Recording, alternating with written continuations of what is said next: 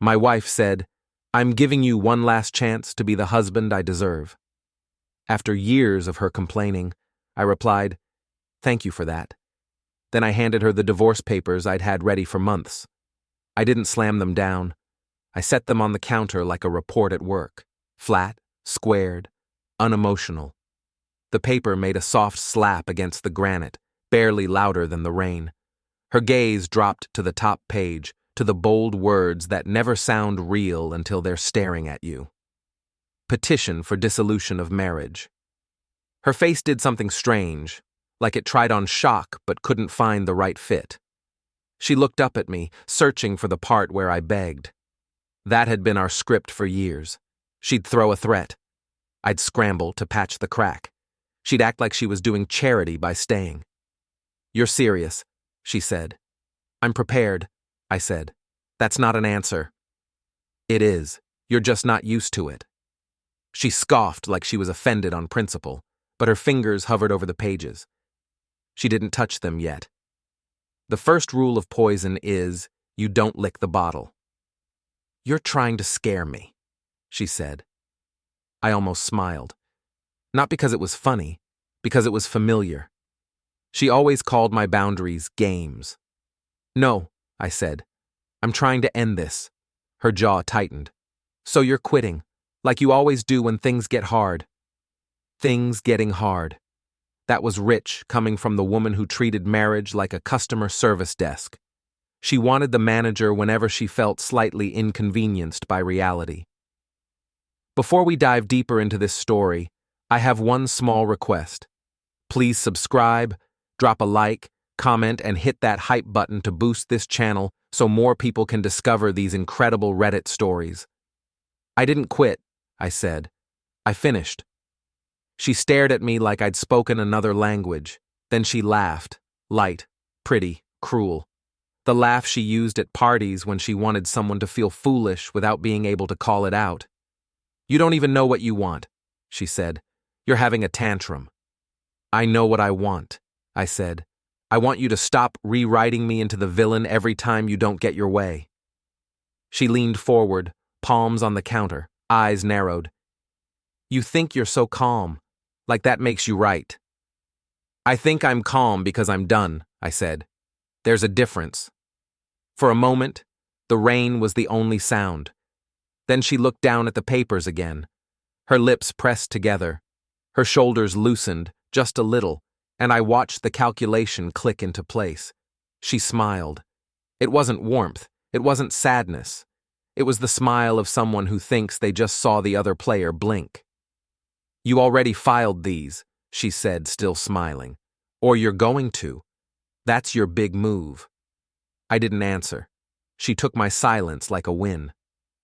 "Okay," she said. "Do it. File. But you should know something, Evan." She said my name like a warning. "You're not going to come out of this looking good," she said. "People are going to find out what you're really like." I nodded once, slow. "Yeah," I said. "That's the whole point." Her smile faltered for half a second, like a crack in glass. Then she picked the papers up with 2 fingers and flicked through them like junk mail. "This is a bluff," she said. "You always come back." I watched her. I watched the way she held the pages away from herself, as if distance made them less real. "I'm not asking you to sign tonight," I said. "You can have your attorney review them." I put the contact info on the last page. "Attorney," she repeated, tasting the word like it offended her. "I'm not fighting you," I said. "I'm leaving." That's when she did the thing that had worked on me 1,000 times. Her eyes glossed. Her voice softened. She became the version of herself that sounded wounded instead of sharp. "After everything," she said. "You're doing this now?" I could have said a lot. I could have listed the nights she came home smelling like a hotel lobby, the way her phone never faced up anymore, the way she'd started calling me buddy in public, like we were co-workers who shared a mortgage by accident. I could have spoken a decade of small humiliations. Instead, I said the truest thing I had left. "I'm giving you one last chance," I said. "Not to keep me, to leave with dignity, Her eyes went cold again, and that was the first time I saw it cleanly. Her last chance wasn't for me. It was her final chance to decide how much damage she wanted to take. She didn't understand that I'd already decided. When you work as a risk assessment inspector, you stop believing in accidents. You spend your days walking through buildings, checking the bones. You don't just look at the shiny lobby. You look at the hairline cracks, the water stains someone painted over, the loose handrail that hasn't fallen yet, but will. That night, after she went upstairs and shut the bedroom door like she was punishing me with distance, I sat alone in the living room and did an audit of my own life. Not emotions, patterns. I made lists the way some men make prayers, not because lists solve anything, but because they tell you where the damage lives. I wrote down small things that never looked like evidence until you stopped calling them small. A charge for valet parking on a night she swore she stayed in. A receipt for 2 cocktails when she said she wasn't drinking. A new toothbrush in her travel bag that wasn't mine. I remembered the way she'd started changing the subject whenever I mentioned the future, vacations, a refinance, even a new couch, like the word later was a trap. I remembered the way she asked me to take more photos of her at events, but stopped asking to be in photos with me. And I remembered the scariest part, how my own brain had helped her, how I'd explained her away.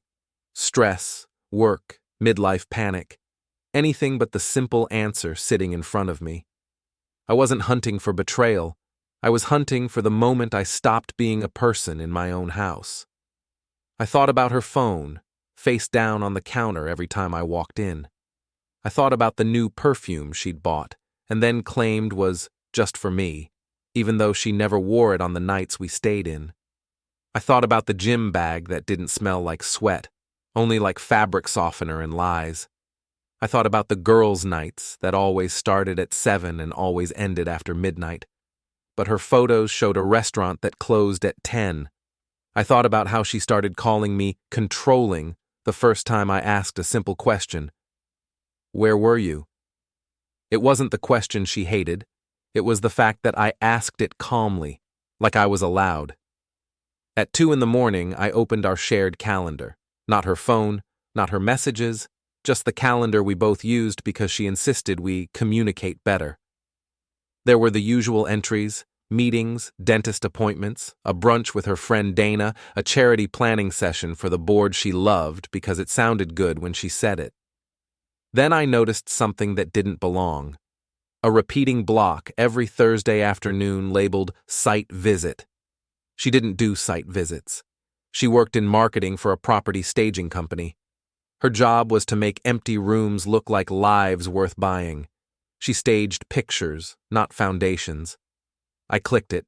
No details, no location, just site visit. My stomach didn't drop. It didn't do anything dramatic. It just went quiet, like a room when the power goes out. I pulled up her company's posted schedule for the month, public, on their website. There were no site visits listed. The staging crew worked Mondays and Tuesdays. Thursdays were office days. That block didn't come from her job. It came from her other life. I sat there and listened to the refrigerator hum. I could hear the rain still tapping the window, steady as a metronome. I remembered something she'd said last week, casual, like she was describing the weather. "Don't wait up," she'd said. "Site visit ran late." I'd said, "Okay." Because okay was my default, because I'd been trained like a dog not to bark. Now, okay felt like a weapon I'd been holding backward. By morning, she acted normal. She made coffee. She talked about a client who was impossible. She kissed my cheek in a way that felt like a stamp, not affection. I watched her. I watched her hands. I watched her eyes flick to my face as if checking for changes, like a nurse watching a patient's vitals. "Did you sleep?" she asked. "Enough," I said. She nodded, satisfied. She wasn't hiding an affair. She was hiding me. I didn't follow her like some desperate guy in a movie. I didn't put a tracker on her car. I didn't break into her emails. I didn't need any of that.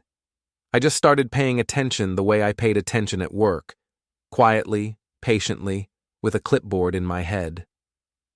Thursday came. Site visit. She left the house at 1 o'clock in a blazer that didn't match her usual office look. Too fitted, too intentional. Makeup done like she planned to be seen up close. "I'll be back around 6, she said. I nodded. "Drive safe." She smiled, and for a second, her smile looked real. Then her phone buzzed, and she looked at it too fast. The smile slid off her face like water off glass. "Everything okay?" I asked. "Yeah," she said. "Just Dana being dramatic." She left. At 1:35, I left too, not to chase, just to do an inspection on a site 10 minutes from where her office was. Real work, real paperwork, real reasons to be out. By 2:20 I was done. I could have gone back. I could have been a good husband and trusted her like she'd trained me to do. Instead, I drove downtown and parked across from a hotel I knew well. Not because I'd been there with her, but because my firm had done a safety evaluation there last year. The kind of place with a marble lobby and a bar that served drinks that tasted like regret. I sat in my car and stared at the glass doors like I was waiting for a bus. I told myself I was wrong. Then I saw her. She walked through the revolving door like she belonged there, like it was her building, and the world was lucky to host her. She didn't look around nervously. She didn't hesitate. She moved with the confidence of someone who'd done this before. A man was waiting near the concierge desk. He was taller than me, broader, the kind of guy who wore expensive sneakers with the casual pride of a teenager showing off a new toy. His hair was styled like it took effort, but he wanted you to believe it didn't. He saw her and grinned, not a polite grin, a grin that said, "There you are." She walked straight into him. He put a hand on the small of her back, guiding her. She leaned in and kissed him like she'd been hungry all day. My hand stayed on the steering wheel. I didn't move. I didn't breathe too hard. I just watched. They didn't go to the front desk. They didn't check in. He nodded at someone, staff maybe, and they headed toward the elevators like they already had a room key. I took my phone out and opened the camera. I didn't zoom in like a creep. I didn't try to get their lips. I filmed the back of them walking together, his hand low on her waist. Enough to tell the truth without turning me into a stalker in court. A couple walked past my car, laughing. The world kept going. That's the thing about betrayal. It doesn't stop traffic. Then the man turned his head. He looked right at my car. At me. For half a second, his eyes locked with mine through the windshield. I expected him to flinch. I expected him to pretend he hadn't seen me. He didn't. He smiled. It was small, confident, like he'd just been introduced to the guy he was replacing. Then he turned back and kept walking, guiding my wife toward the elevator. That's when the dread became something else. Not pain, not heartbreak, clarity. The next day, I met with an attorney named Meredith Sloan in a small office that smelled like coffee and printer ink. She was in her 40s, hair pulled back tight, eyes sharp. The kind of person who didn't waste words because she knew words were expensive. "You've been married 11 years, she said, scanning the intake form. "No kids?" "No," I said. "Assets? House, 2 cars, retirement accounts, joint checking?" "Any business interests?" she asked. "No," I said. "Not mine." She looked up. "Not yours." I didn't answer that. She flipped a page. "You said in your notes you suspect an affair." "I'm not here to punish her," I said. "I'm here to leave clean." Meredith leaned back. "In this state, infidelity doesn't change the division much unless marital funds were used significantly. But it can matter for leverage. It can matter for settlement tone." I nodded. "I have evidence, not illegally obtained."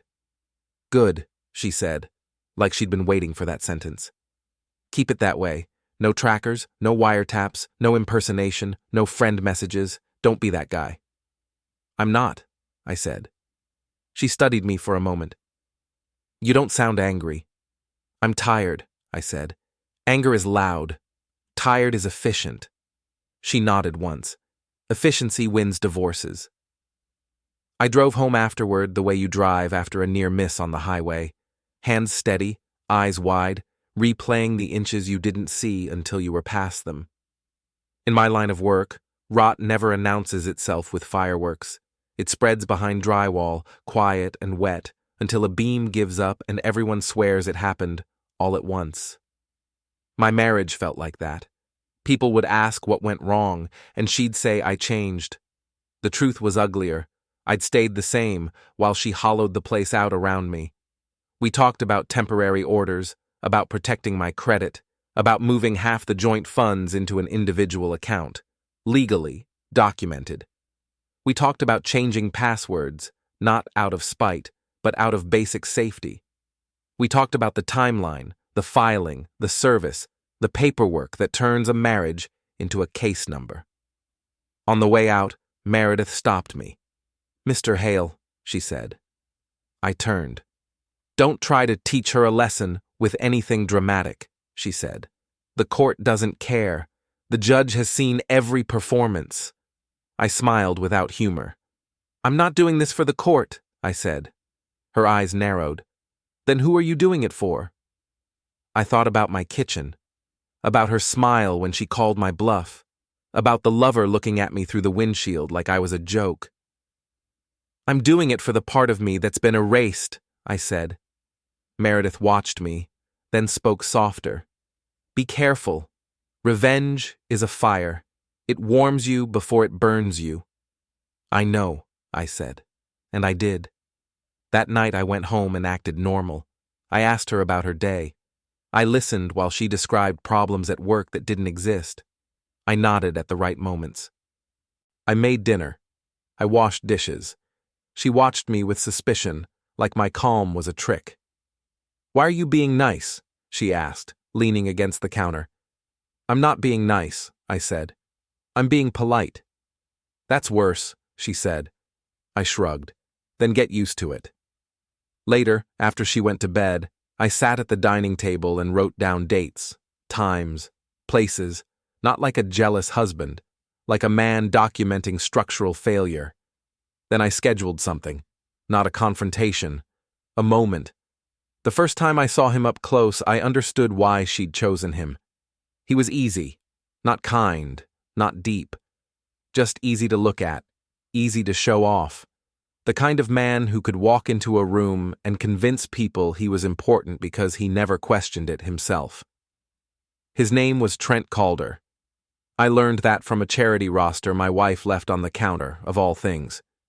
She'd been planning a fundraising mixer. His company had pledged a sponsorship. Trent owned a boutique fitness studio and did event promotions on the side. He sold confidence like a product. He posted quotes about discipline. He wore tight shirts and loose morals. On a Tuesday evening, I parked in the garage beneath the hotel downtown. Not the same day as the lobby. Another day. Another site visit. I didn't run in like a maniac. I waited near the stairwell with a clipboard in my hand and a reflective vest over my jacket. My own work gear. People ignore you when you look like you belong and you look boring. At 6:12, his car rolled in. A black SUV. Clean enough to reflect the fluorescent lights. He parked in a corner spot, the kind of spot guys pick when they want privacy. He got out, stretched, checked his phone, and smiled at whatever he saw there. Then he walked toward the stairwell, toward me. When he got close, I stepped into view. His smile faded, but only for a second. He recovered fast, like he'd practiced. "Hey," he said. "Evan, right?" The fact that he said my name made my teeth press together. "Trent," I said. He lifted his hands a little, casual. "Look, man, I don't want problems." "That's funny," I said, "because you've been volunteering for them." He laughed. "It's not like that." "It's exactly like that," I said. He glanced around the garage, checking for witnesses. Not scared, just careful. "Your wife told me you two were basically done," he said. "You know how it is. People stay together for the house, For the image. She told you I was done, I said, and you believed her. She said you didn't listen, he said, that you weren't there. I nodded like I was hearing a weather report. Did she tell you she gave me one last chance? He hesitated. She said she tried. I took my phone out and tapped the screen. I didn't show him anything yet. You know what I do for work? I asked. He blinked. No. I inspect buildings, I said. I look for the part that fails. He smirked. Okay. I stepped closer, close enough for him to smell my coffee breath, close enough that the fluorescent lights made the sweat on his forehead shine. I saw you, I said. In the lobby. I have video. Not of you kissing her. Just you walking her to the elevators like you own her. His smirk faded. You looked at me, I said. You smiled. Trent's jaw clenched. Man, I don't know what you want. I want you to understand something, I said. This ends when I say it ends, not when she gets bored, not when you find a new toy. He took a small step back. You're threatening me? I shook my head. No, I'm explaining. He inhaled, puffing up like he wanted to scare me. You don't want to do this. I'm not the guy you want to mess with. I almost believed he believed that. I leaned in and spoke low, the way you speak to someone you're warning without giving them something to quote. I'm not going to hit you, I said. That's what you're expecting. You want me to be the angry husband so you can play victim. His eyes narrowed. But I am going to take away the thing you actually care about, I said. Your image, your clients, your little kingdom. He barked a laugh. How? I held up my phone. Because you just confirmed her story, out loud, in a public garage, and the acoustics here are incredible. His eyes flicked toward the ceiling, like he could see microphones. Relax, I said, not recording. Yet. That was the first lie I told calmly. He swallowed. Tell her you're done, I said. He scoffed, but it sounded weaker. She's not property. No, I said. She's a choice. Make a better one. He tried to step around me. I moved with him, blocking the stairwell. Not touching, just present. He glared. Move. I didn't. For a heartbeat, I thought he might swing. That would have been easy. That would have made him the villain, and me the victim. Instead, he reached into his pocket, pulled his phone out, and thumbed it fast. I saw the screen reflection for half a second. A text thread labeled L. He wasn't texting her. He was sending something. A warning. His mistake was simple. He panicked, and panicked people leave footprints. Good, I said, stepping aside. Tell her I said hi. He brushed past me, shoulders stiff, pretending he wasn't rattled. As he climbed the stairs, his phone buzzed again. He looked down and went pale. By Wednesday, my wife was acting like a cornered animal that still wanted to be admired. She didn't yell, she didn't cry, she performed concern. You've been different, she said at dinner, pushing salad around her plate like it offended her. Cold. I'm focused, I said. On what? On not wasting time, I said. She laughed, but it came out wrong. You're trying to punish me. I'm trying to leave, I said. She set her fork down carefully. Did you talk to anyone? There it was, the fear.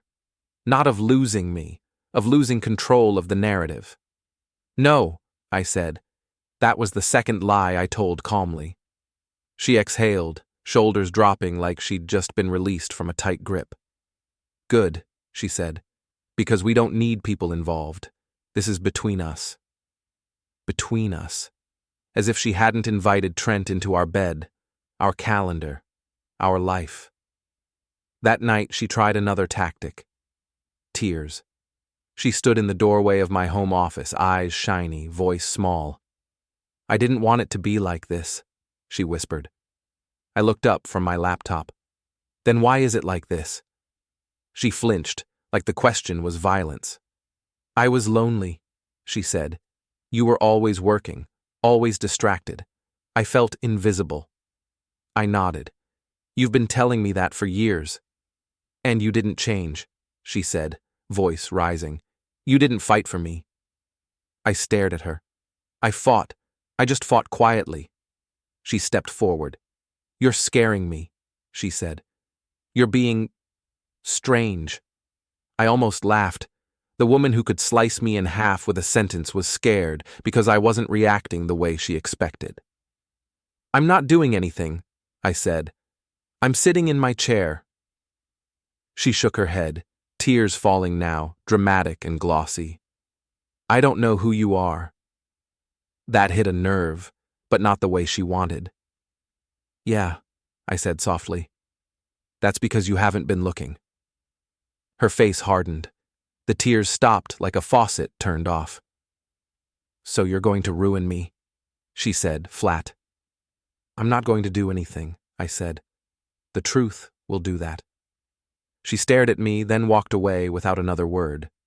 An hour later, my phone buzzed. A number I didn't recognize. No name. A single message. You think you're smart. Walk away. I read it twice. Then I deleted it. Not because I was scared, because I didn't want her to know I'd seen it yet. I started compiling what Meredith called a settlement posture. Not revenge. Posture. I moved half the joint checking into a separate account and emailed her a copy of the transaction with a simple note. For transparency.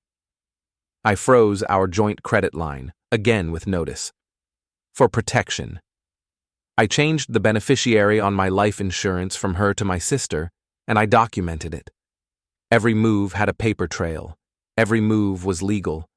Every move said the same thing, I'm not coming back.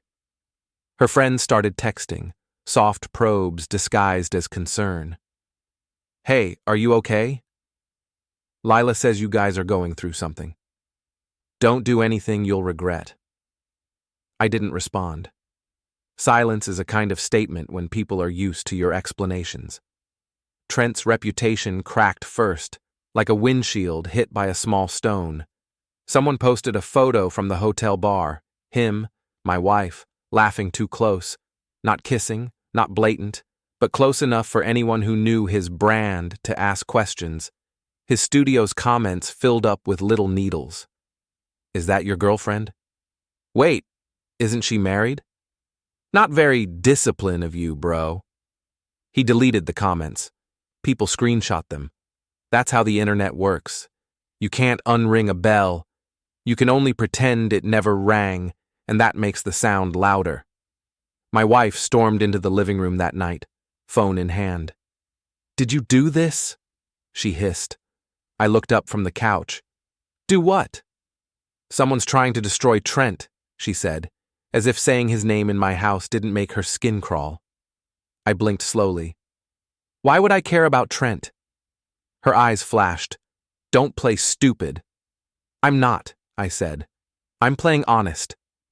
She stared at me, and for the first time she looked uncertain, like she'd lost the map of me. Fix this, she said. No, I said. She opened her mouth, ready to yell. Then her phone buzzed again. She looked at the screen, and her face went pale. Who is it? I asked, still calm. She swallowed. No one. But her hands were shaking. The charity mixer was on a Friday night at a renovated warehouse downtown. Exposed brick, string lights, craft cocktails, people pretending they cared about a cause because it made their selfies look generous. My wife had been excited about it for months. She'd called it her night. She'd talked about networking like it was a noble pursuit. She'd picked a dress that cost more than our first couch. She didn't know I'd already called Meredith and asked one simple question. Can divorce papers be served at an event? Meredith's answer had been short. Yes, if it's done properly. Don't make a scene. Let the process do the talking. So I hired a professional process server, a woman in her 50s with kind eyes and a calm manner, the type you'd trust to hand you bad news without enjoying it. I didn't tell my wife I was going. I didn't need to. It was my marriage ending. I was allowed to watch it happen. I showed up in a plain suit, no tie, clean, controlled, a ghost at a party full of mirrors. She saw me from across the room and froze mid-laugh. For a second, she looked like she'd been slapped. Then she recovered and walked toward me with a smile stretched so tight it could have snapped. "What are you doing here?" she asked through clenched teeth. I leaned in like I was greeting her. "Showing support," I said. Her eyes narrowed. "For what?" "For the truth," I said. Before she could answer, Trent appeared at her side like he'd been summoned. He wore a blazer over a tight shirt, hair perfect, grin back in place. He looked at me like we were sharing a joke. "Evan," he said. "Didn't expect to see you." "Yeah," I said. "Funny how that works."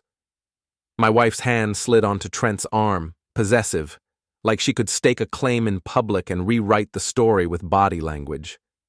"Trent's a sponsor tonight," she said, loud enough for a few nearby ears to catch. "He's here to support the cause." "Great," I said. "I love generosity." She leaned closer. "Don't do anything," she whispered. I smiled. "I'm not doing anything," I whispered back. Then the process server walked in. She didn't beeline, she didn't wave. She waited until my wife stepped away from a cluster of donors and into a quieter corner near the coat racks. I followed at a distance. When the woman approached, my wife's face lit with fake hospitality. "Hi, can I help you?" "Yes," the woman said gently. "Are you Lila Hale?" My wife blinked. "Yes." The woman held out an envelope. "You've been served." For a second, the room tilted, not physically, socially, like an invisible spotlight snapped on. My wife's hand hovered over the envelope like it might bite her. "This is a mistake," she said automatically. "It's not," the woman said. "I'm sorry." My wife looked around, searching for me like I was a lifeline and a threat at the same time. She found me watching from 10 feet away, face calm, hands in my pockets. Her eyes flared with rage. She marched toward me, envelope clenched. "You humiliated me," she hissed. "I didn't," I said. "I respected you enough to do it quietly." "This is my night," she snapped. "It was," I said. "You spent months preparing. You should have prepared for the consequences too." Trent stepped in, voice low. "Man, you're making a scene." I looked at him. "Am I?" He glanced around. People were watching now, pretending they weren't. That's how gossip breathes. It hides behind champagne flutes. My wife's cheeks flushed. "You're sick," she said. I tilted my head.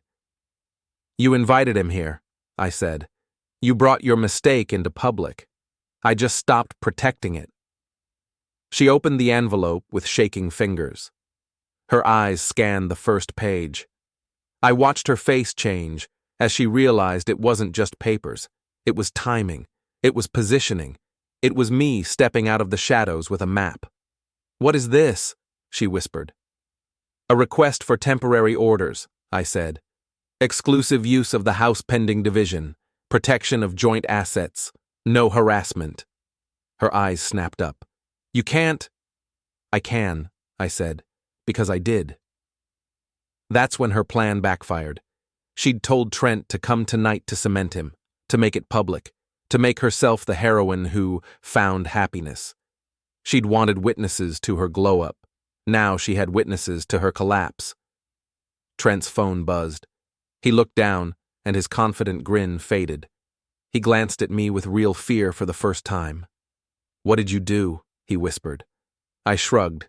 "Nothing illegal," I said, "just honest." He swallowed. "My studio has a reputation," I said, "and you put it on the line for someone else's marriage." My wife grabbed my arm, nails digging in. "Stop," she said, voice cracking. "Stop this." I looked down at her hand. "Let go," I said. She didn't. So I leaned in, close enough that only she could hear.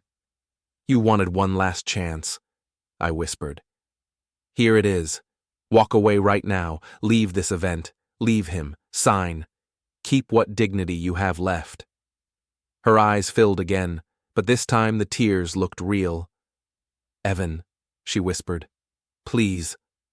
Trent stepped back, scanning the room like he was searching for an exit that didn't involve humiliation. "Lila," he said, voice tight. "We need to talk." "Now!" She turned on him, rage snapping back. "Not now!" He grabbed her elbow. "Now!" he said. A donor near us raised an eyebrow, pretending to sip a drink. A board member whispered into someone's ear. The air thickened with quiet judgment. My wife looked at me like she wanted to tear me apart with her eyes. Then she did the worst thing she could have done. She said loudly, "He's lying. He's abusive. He's controlling. He's doing this because he can't handle being left." The room went still. People love a scandal. People love an accusation more than a fact. My stomach tightened. Meredith's warning echoed in my head. Don't make a scene. Let the process do the talking. I nodded slowly, like I was accepting her performance. Then I reached into my pocket and pulled out my phone. I didn't show a photo of her. I didn't show a video of them kissing. I didn't do the messy, petty thing. I played audio. Her voice, from 2 nights earlier, clear as a bell. "I need you to keep Evan calm. If he files, I'm going to look like the bad guy. Just scare him if you have to." Trent's voice, "I can handle him." My voice, calm. "Actually, you can't." The audio ended. My wife's mouth opened, but no sound came out. Trent went white. The board member's eyes widened. Someone whispered, "Oh my God." My wife stumbled back like she'd been punched. "You recorded me," she whispered. "I recorded myself," I said, "in my own house, for my own safety, after I got a threat." Her eyes darted around, seeing the room turn against her in real time. Trent's phone buzzed again. He looked down, and his face crumpled. "My landlord just texted," he said, voice shaking. "He saw the comments. He wants to review our lease." My wife grabbed his sleeve. "Fix it," she snapped. "Fix it," he yanked away. "You told me you were worth it," he hissed. "You told me he was nothing." My wife turned to me, trembling. "You did this," she said. "You planned this." I nodded. "Yes." For a moment, her mask fell completely.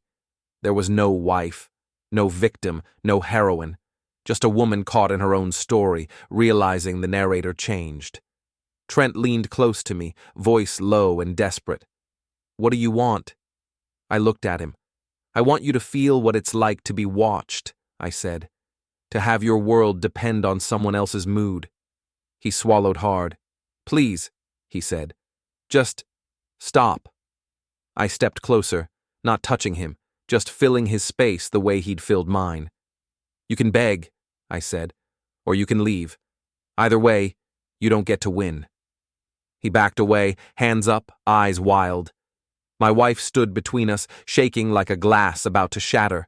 Then the warehouse doors swung open and 2 uniformed security guards entered, scanning the room. My wife's eyes snapped to them, hope sparking. She'd called them. She was trying to paint me as the threat. One of the guards walked over. "Sir," he said to me calm, "we got a report of a disturbance." I held up my hand slightly. "No disturbance," I said. "Just paperwork." The guard looked at my wife, then at the envelope in her hand, then at the crowd watching like it was entertainment. He nodded once, like he understood exactly what kind of disturbance this was. "Ma'am," he said, turning to her, "do you need to leave?" My wife stared at him, stunned. "Ma'am," the guard said, still calm, "this is a private event. If you're uncomfortable, we can escort you out." Out. Not me. Her plan backfired so hard I almost felt sorry for her. Almost. She came home alone. Trent didn't follow. He didn't text. He vanished the way cowards do when the spotlight turns. It was after midnight. The house was dark except for the lamp in the living room. I was sitting on the couch with my shoes on, like I might leave at any moment, like I didn't trust the floor to hold me. She stopped in the doorway, hair messy, mascara smudged, dress wrinkled. She looked like a painting left out in rain. "You ruined me," she said. "I didn't stand. I didn't raise my voice. I didn't do anything dramatic. Drama was her currency. I wasn't giving her change." "I told you," I said. "One last chance." She laughed, bitter. "You think you're some hero." "No," I said. "I'm the guy you kept stepping over. Now you know what that does to someone." She took a step into the room, hands trembling. "You recorded me. You planned it. You wanted everyone to hate me." "I wanted everyone to see you," I said. "The real you, the one I've been living with." Her eyes flashed. "You're just jealous." I let the silence stretch until it hurt. Then I said, "I'm not jealous. I'm relieved." Her mouth tightened. "You're enjoying this?" I nodded once. "A little." Honesty is a blade when someone's used to your politeness. She moved toward the coffee table, grabbed the envelope she'd thrown down earlier, and shook it like it was proof of my cruelty. "You can't take the house," she said. "I'm on the deed." "I'm not taking it," I said. "I'm staying in it while the court decides. The mortgage comes out of my paycheck. The utilities are in my name. Meredith filed for temporary possession." "You planned everything," she whispered. "Yes," I said. She stared at me like she was trying to find the old Evan, the one who apologized for breathing too loud. "You think this is revenge," she said. "It is," I said. "And it's also self-defense." She swallowed. "Trent says you threatened him." I raised an eyebrow. "Trent says a lot. Trent also told you he could handle me." Her face twisted. "He's scared." "Good," I said. She flinched, like the word slapped her harder than any hand could have. "You're not the man I married," she whispered. I leaned forward slightly. "You're right," I said, "because the man you married believed your version of reality. I don't."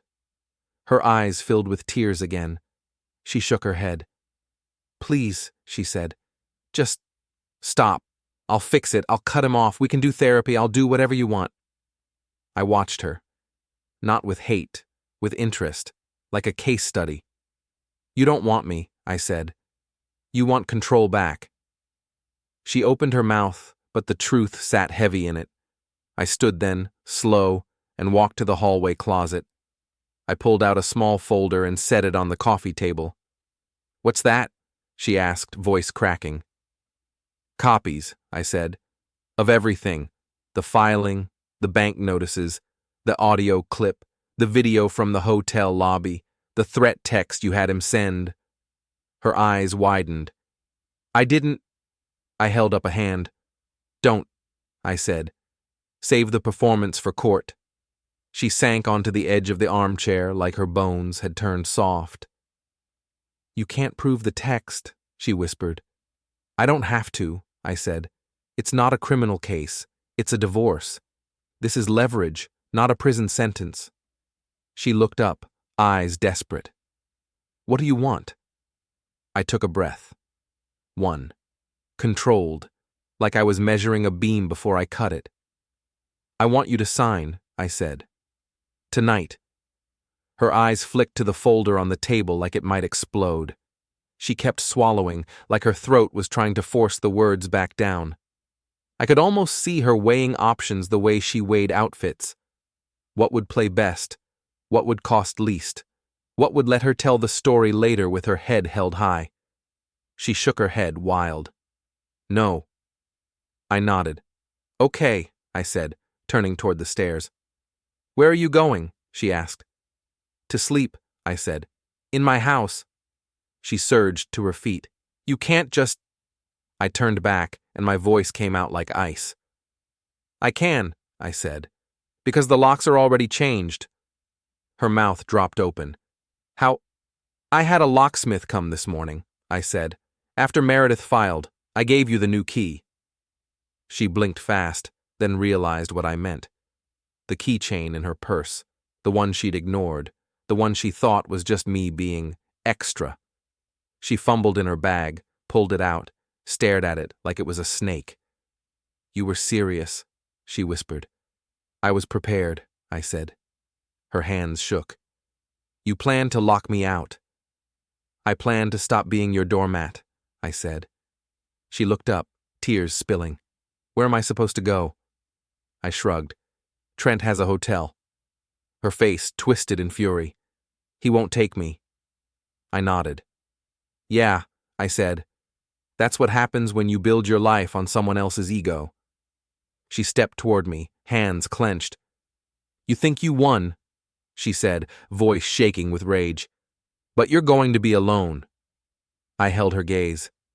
"I've been alone," I said. "I was just paying for the illusion of company." Her throat bobbed. "I hate you," she whispered. I nodded once. "I know," I said. "And for the first time in years, I don't care." I walked to the front door and opened it. Cold air rolled in. The streetlight outside cast a hard rectangle onto the floor like a stage waiting for her exit. She stared at the open door, then at me. "You're really doing this?" she said. "Yes," I said. She took one step, then stopped, eyes narrowing with one last attempt at power. "You think you're the villain now?" she said. "You think that makes you strong?" I leaned in close, my voice low and steady. "I'm not the villain," I said. "I'm the consequence." Her lips parted. She looked like she might say something else, something sharp, something that would let her feel like she still controlled the ending. But there was nothing left. She walked out. I closed the door behind her and locked it. Then I set the divorce papers on the table, uncapped a pen, and waited for the sound of her signature on the page that ended us.